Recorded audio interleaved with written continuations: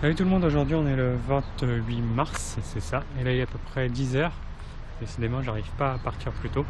Là donc je suis déjà prêt, heureusement, parce que 10h si j'étais pas prêt, pas grand chose. Il a pas mal plu cette nuit, du coup l'herbe elle est un peu dégueulasse, elle est très grasse. Et là donc je vais prendre la voiture tout de suite et on va remonter tout au nord vers Kaparinga, quelque chose comme ça. Donc c'est vraiment tout au nord, à 3 heures d'ici à peu près.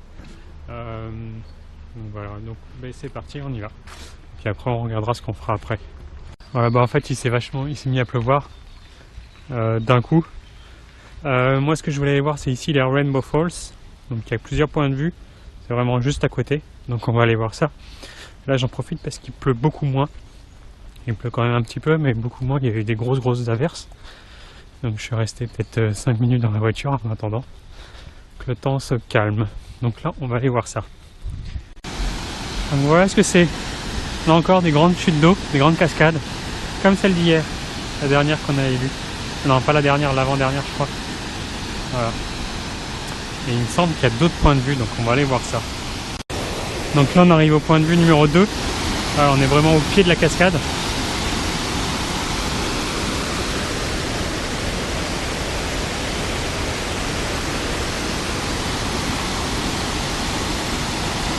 Et je crois qu'il y en a un troisième, donc on va aller voir ça. Ouais, donc le troisième c'est juste en amont, donc voilà un petit peu les petits rapides avec des canards. Et donc la cascade est juste là-bas, donc on est vraiment pas très loin. Voilà, c'est le seul point de vue qu'on peut avoir d'ici. Donc maintenant on va retourner à la voiture parce que je crois qu'il recommence à bien pleuvoir. Bon, et avant de rentrer à la voiture, il y a un petit chemin qui nous emmène ici, donc au pied de la cascade. Voilà. Et donc là on peut se baigner aussi, on peut pêcher. Et c'est une zone où il y a des kiwis. Donc l'animal, hein, pas le fruit. Voilà, mais bon là on va pas en voir. Voilà, c'était juste pour voir ça. Du coup, on va retourner à la voiture maintenant. C'est vraiment bizarre ce temps, parce que là du coup on a... Ouais, il fait pas si moche que ça, de ce côté-là. Alors il y a une demi-heure, il pleuvait comme pas possible. C'est vraiment très changeant. Et là il se remet à pleuvoir. C'est vraiment bizarre.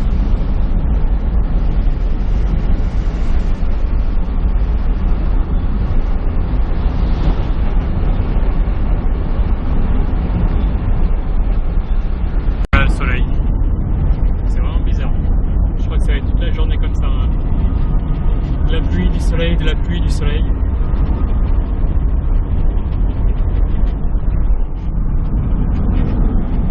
Voilà, il n'a pas l'air d'avoir plu. On est à côté de la mer, parce qu'il n'y a rien par terre. Et la mer est juste là-bas, au fond.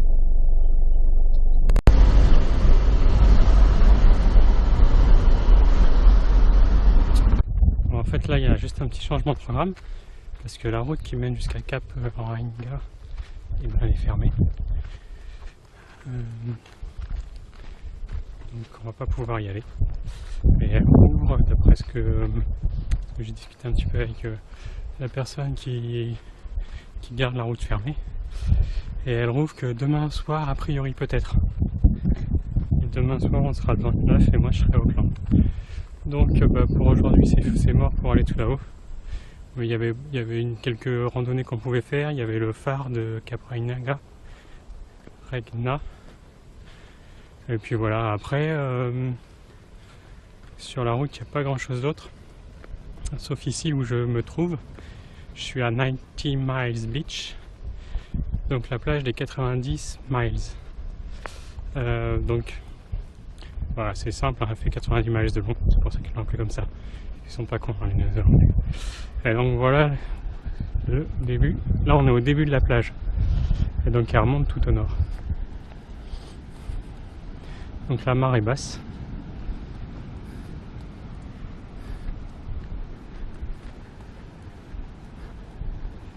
Et donc elle est vraiment très longue. Parce qu'elle va encore jusque là-bas. Elle fait tout le long de la côte. Donc on va juste aller voir, marcher un petit peu. Puis après je retournerai à la voiture. Et puis je vais regarder ce que je vais faire. Et sur cette plage, eh ben, on peut venir en voiture. Il y a une voiture là-bas, il y en a une autre tout au bout là-bas. Et là-bas, il y a un camping-car et un autre 4x4. Donc la plage est accessible en voiture. Et ils préconisent plutôt d'avoir un 4x4. Voilà, mais on peut venir en voiture. Comme eux.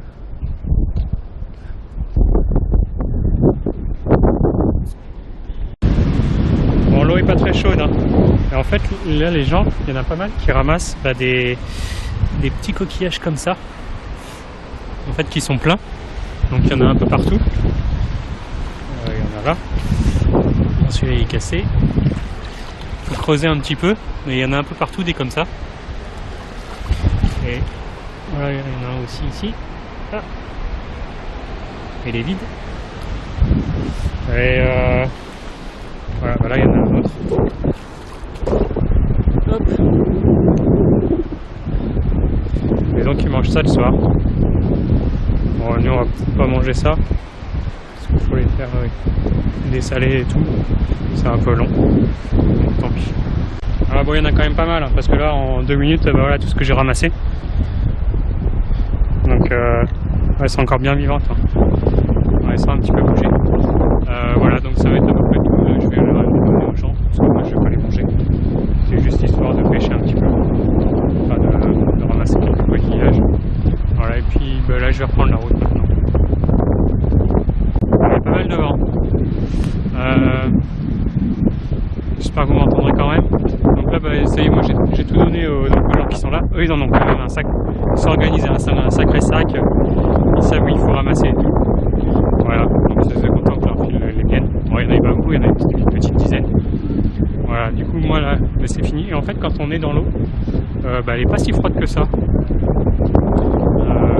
Voilà. Donc là, on va retourner à la voiture. Et puis on va voir ce qu'on va faire. On va redescendre vers Auckland, peut-être sur la côte ouest plutôt. Voilà, donc quand je vous dis qu'elle est bloquée, elle est fermée, bah, elle est vraiment fermée. Donc j'ai discuté avec ce monsieur tout à l'heure. Donc bah maintenant, on n'a plus qu'à faire demi-tour et aller à la prochaine destination. J'ai trouvé un truc, on va voir ce que c'est. Je vous dis pas tout de suite. Bon, du coup là je suis arrêté parce qu'en fait pour aller à la prochaine étape, qui est la Waipua Forest, où là il y a quelques marches, et ben de là où je suis obligé de prendre le ferry. Et donc bah, il n'y a qu'un seul ferry, donc il fait l'aller-retour à chaque fois. Donc voilà, bah, on attend. Je sais pas quand est-ce qu'il va arriver, j'espère qu'il va pas tarder. Puis bah, on va voir, hein. De toute façon on n'a pas le choix. Parce que du coup pour aller jusque ma prochaine étape, j'en ai pour 1h09 avec le ferry. Et si je prends pas le ferry, j'en ai pour 3 heures. Voilà. Et le ferry, je crois que ça coûte 20 $. 20 $, ça fait un peu moins de 12 €. Donc bah tant pis, on va prendre le ferry. Parce que là il est déjà 3h20. Ouais, 3h20. Si j'arrive là-bas, il sera 4h30. Et puis voilà, bon, on va attendre. Ça y est, il est 4h moins 10, donc là je suis embarqué sur le ferry. Donc prêt à partir, donc ça coûte 20 $ comme je vous l'ai dit. Après, je sais pas si c'est vraiment très cher. Parce que entre faire le détour, allonger les kilomètres, le temps qu'on perd, je sais pas si ça vaut vraiment le coup de faire le détour pour 20 $. Voilà. Bon, de toute façon, maintenant que j'y suis, j'ai pas vraiment le choix. Je peux faire demi-tour. Je crois que la traversée, d'après ce que j'ai compris avec les autres voyageurs, c'est entre 10 et 15 minutes. Voilà. Donc bah, on va attendre ça. Et puis du coup, en attendant, bah, je vais faire du montage vidéo un petit peu. C'est parti. Bon, ça y est, on est parti. Donc là, il est 4 heures. Alors, je crois qu'il y en a un toutes les heures a priori. Donc là, on est parti. Voilà, et puis on va arriver là-bas. Juste là-bas. Donc là, pour 10 minutes de traversée. Bon, on n'a plus qu'à attendre maintenant. Et voilà, ça y est, on arrive de l'autre côté. 4h10, ouais, il a mis un peu moins d'un quart d'heure. Voilà. Donc bon, on va pouvoir continuer le trajet. Voilà, donc là, on traverse la ville d'Opununi. Et en face, il y a une immense dune de sable, comme ça. Et en fait, Opununi, il est connu, enfin c'est un petit village, Et l'emblème, c'est un enfant qui monte sur un dauphin. Alors l'histoire, c'est parce qu'il y a un dauphin qui s'appelait Oppo, qui venait ici régulièrement dans la baie, et en fait les enfants pouvaient monter dessus. Il était à la limite apprivoisé. Voilà donc l'histoire, pourquoi l'emblème c'est un dauphin avec un enfant dessus.